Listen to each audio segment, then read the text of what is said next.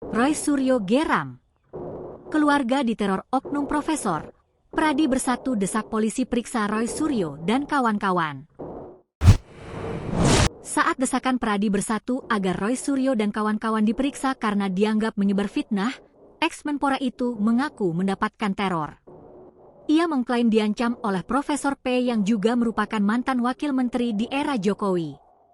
Hal ini diungkapkan dalam podcast di kanal YouTube Sentana TV, Rabu, 25 Juni. Ia mengaku mendapat ancaman pada 6 Mei 2025 via WhatsApp.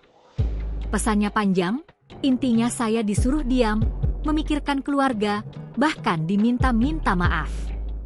Saya heran, saya salah apa? Kata Roy Suryo.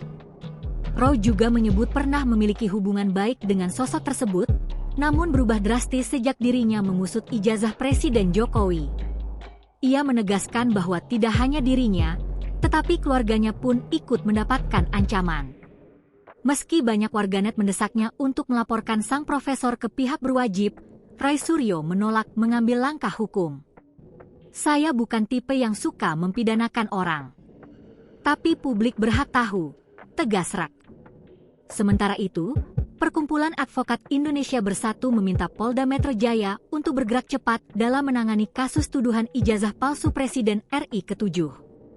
Ketua Dewan Pimpinan Nasional Pradi Bersatu, Jeffrey Jinbo Kanu, saat ditemui di Polda Metro Jaya pada Selasa, 24 Juni, meminta atensi dari Kapolda Metro Jaya, Irjen Pol Karyoto, agar menaikkan kasus ini ke tahap penyidikan.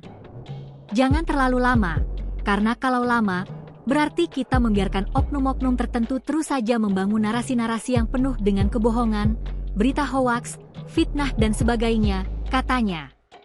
Sebelumnya, pihak pelapor dari Advocate Public Defender yang tergabung dalam Pradi Bersatu menduga Roy Suryo CS telah melakukan penghasutan dengan menuding ijazah Presiden ke-7 RI, Joko Widodo, palsu pada Selasa 13 Mei.